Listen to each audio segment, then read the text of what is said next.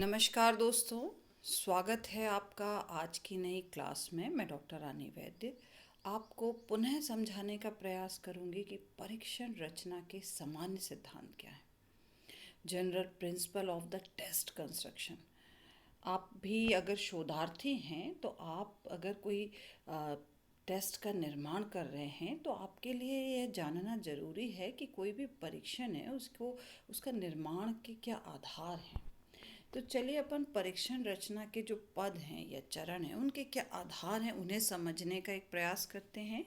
इसके पहले वाले वीडियो में हमने दो चीज़ें पढ़ ली थी, परीक्षण निर्माण की योजना बनाना यानी प्लानिंग ऑफ द टेस्ट और परीक्षण का प्रारंभिक रूप तैयार करना।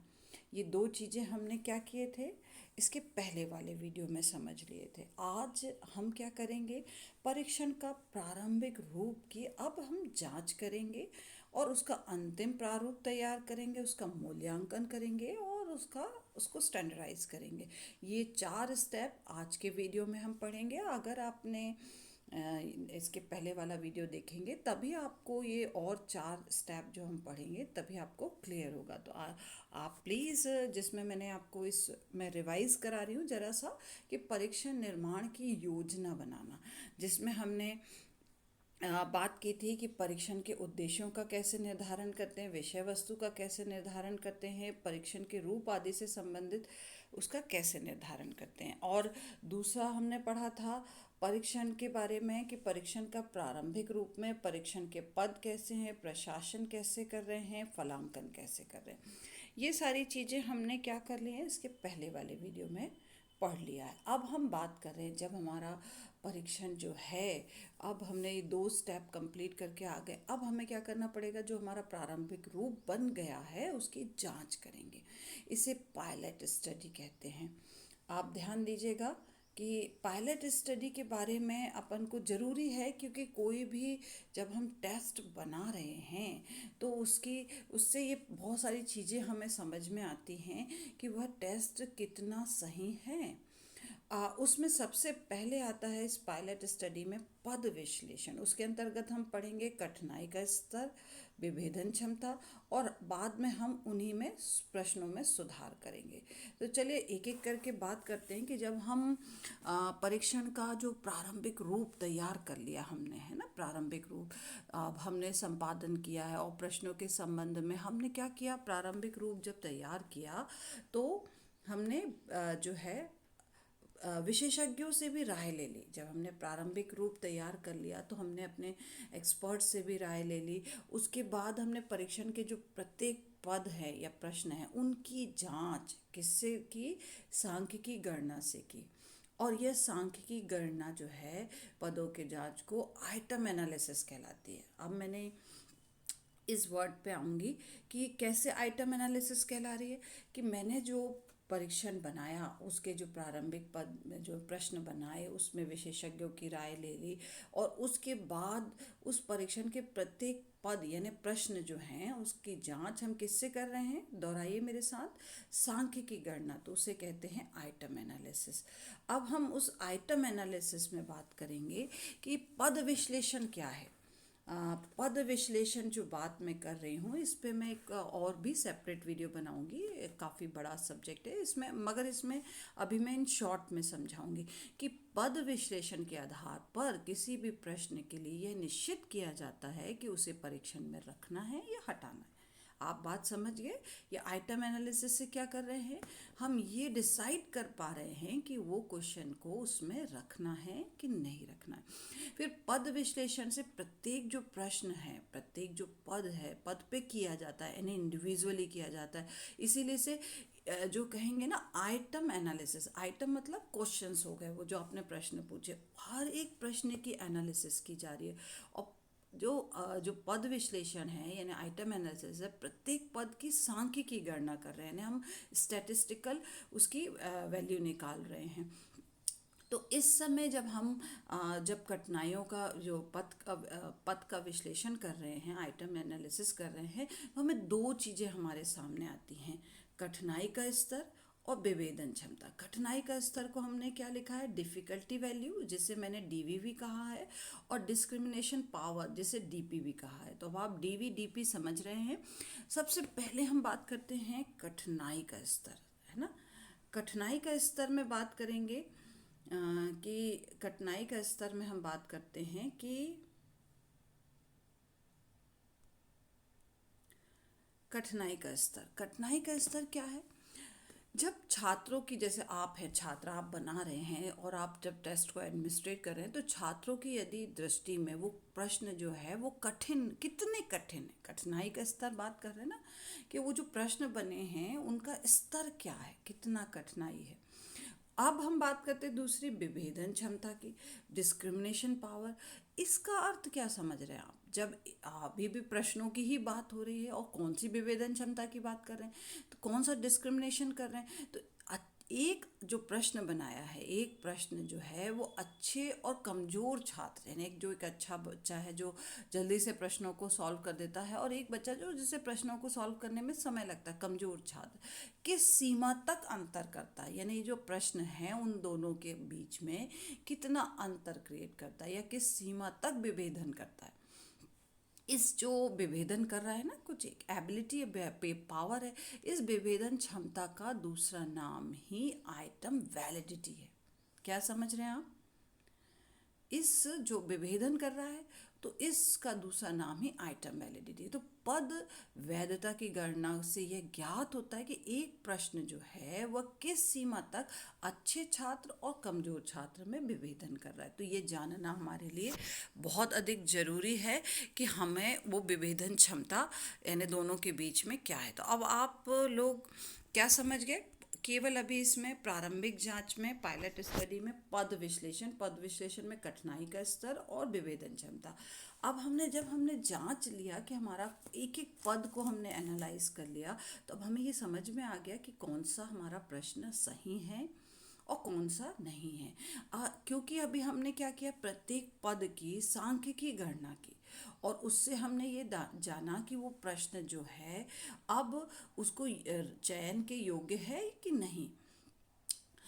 तो इससे क्या करेंगे, चयन के योग्य है कि नहीं, यहाँ पे आ जाएगा प्रश्न सुधार। क्योंकि हमने सांख्यिकी गणना द्वारा किसी प्रश्न के जो पद हैं उसका हमने कठिनाई का स्तर और विभेदन क्षमता, जो ऊपर हमने अभी आपको समझाया ना कि क्वेश्चन का हमने निकाला। तो अगर हमारे पास ये दोनों डीवी और डीपी ये दोनों का मान यदि औसत से कम प्राप्त होता है तो उस प्रश्न में सुधार की आवश्यकता होती है। मैंने क्या समझाया, कब कब हमने कहा कि जब कठिनाई का स्तर और विभेदन क्षमता यानी आपका डीपी यानी डिस्क्रिमिनेशन पावर, दोनों का जो मान आया है, स्टैटिस्टिकल मान, वो औसत यानी एवरेज से कम आया है, तब उस प्रश्न में सुधार की आवश्यकता होती। तो ऐसे प्रश्न को संशोधित करते हैं, सुधार करके फिर से उसका जो डीपी है या डीवी है उसके मान को औसत से अधिक बनाया जाता है। आप सोच रहे होंगे क्यों ऐसा कर रहे हैं। जनरली देखिए, अपन बात करते हैं कि एक कोई क्लास पे अपन ने एडमिनिस्ट्रेट कराया है तो उसमें सभी प्रकार के बच्चे होते हैं। कुछ होते हैं जो हाईली इंटेलिजेंट होते हैं, कुछ होते हैं जिन्हें प्रश्नों को हल करने में काफ़ी कठिनाई आती है, और मैक्सिमम लोग होते हैं जो एवरेज को बिलोंग करते हैं।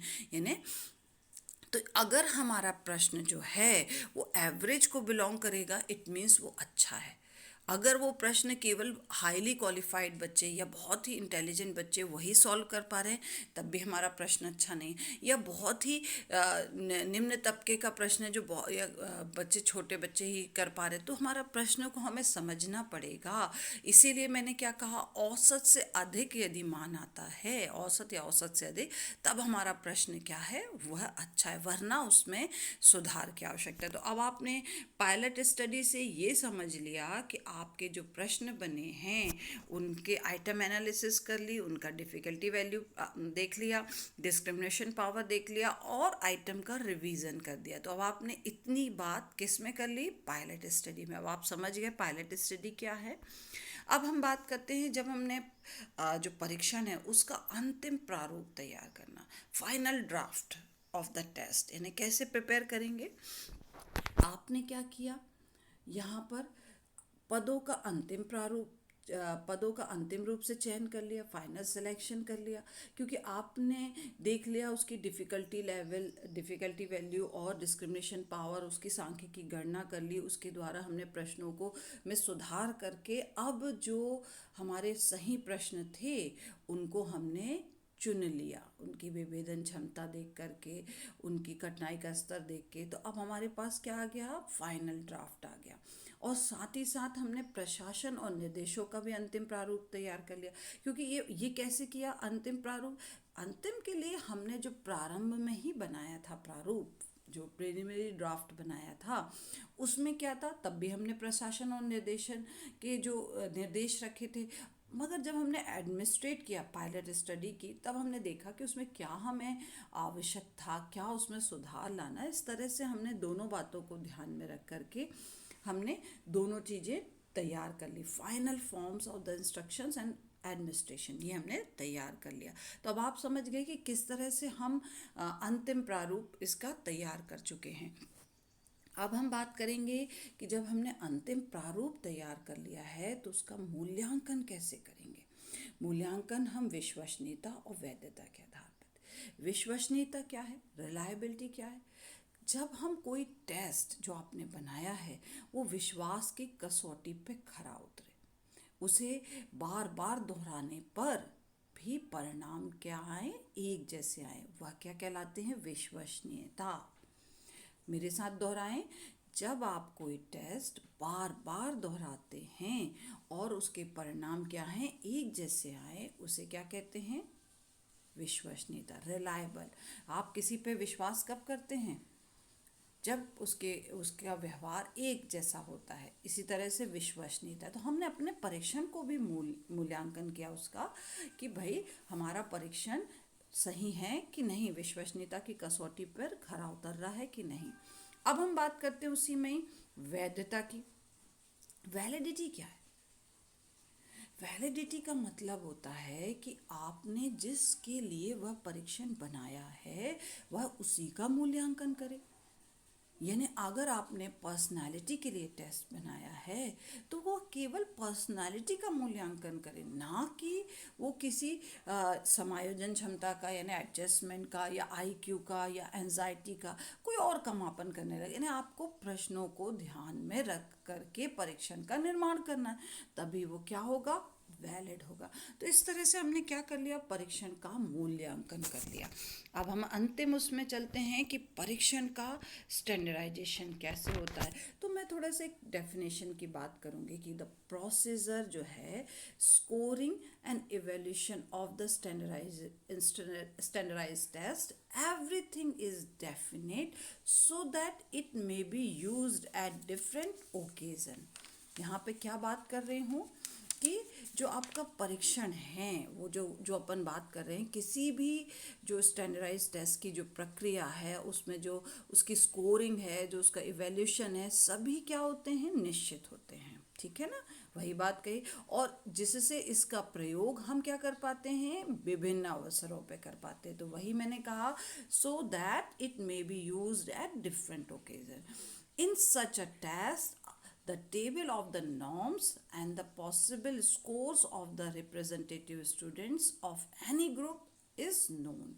It means यहाँ पे समझाने की कोशिश कर रही हूँ कि इसमें जो नॉर्म्स की जो सारणी है, या किसी भी समूह के जो हम रिप्रेजेंटेटिव स्टूडेंट्स को हम ले रहे हैं, उसका जो स्कोरिंग है वह एक सा रहता है। तो यहाँ पे नॉर्म्स के कारण ही वह क्या हो रहा है, स्टैंडर्डाइज हो रहा है। यानी मानकीकृत स्टैंडर्डाइज टेस्ट हमें निर्माण करना है, क्योंकि टेस्ट जो हैं वो स्टैंडर्डाइज भी हो सकते हैं, अनस्टैंडर्डाइज, मगर स्टैंडर्डाइज की वैल्यू ज़्यादा होती है। क्यों होती है, क्योंकि इस तरह के जब हमने परीक्षण को सांख्यिकी गणना द्वारा स्टैंडर्डाइज कर लिया है तो हमारे परीक्षणों के जो परिणाम हैं वो कैसे होते हैं, एक जैसे होते हैं। यानी एक उदाहरण दूंगी कि अगर आप 1 किलो चीनी अपने घर पे तौले या बाहर जा कर के तौले, वो 1 किलो ही होगी। क्यों, क्योंकि क्योंकि आपने 1 किलो का स्टैंडर्डाइज बाट रख के या वेट से आपने तौला है, तो वो क्या होगा, उसकी जो मात्रा है वो एक बराबर होगी। इसी तरह से यदि आपने परीक्षण बनाया है, उस परीक्षण को स्टैंडर्डाइज करा है, तो उसकी वैल्यू, जो उसके जो परिणाम है वो कैसे होंगे, स्टैंडर्ड होंगे। तभी वो टेस्ट वैलिड होगा और रिलायबल होगा। तो इस तरह से हमने क्या किया, हमने अपना परीक्षण को स्टैंडर्डाइज किया। मैंने आपको सारी प्रक्रिया समझाई है जिसके द्वारा आप भी एक परीक्षण का निर्माण कर सकते हैं, उसे स्टैंडर्डाइज कर सकते हैं, और स्टैंडर्डाइज करने के बाद उसकी रिलायबिलिटी वैलिडिटी अच्छी है तो आप पब्लिश भी करा सकते हैं। तो आप, आई होप आप लोग समझ गए होंगे ये स्टेप्स। इसे दोहराएंगे, करते जाएंगे साथ में, तब आप आसानी से एक अच्छा परीक्षण, मनोवैज्ञानिक परीक्षण तैयार कर सकते हैं। आई होप आपको ये वीडियो पसंद आया होगा। धन्यवाद।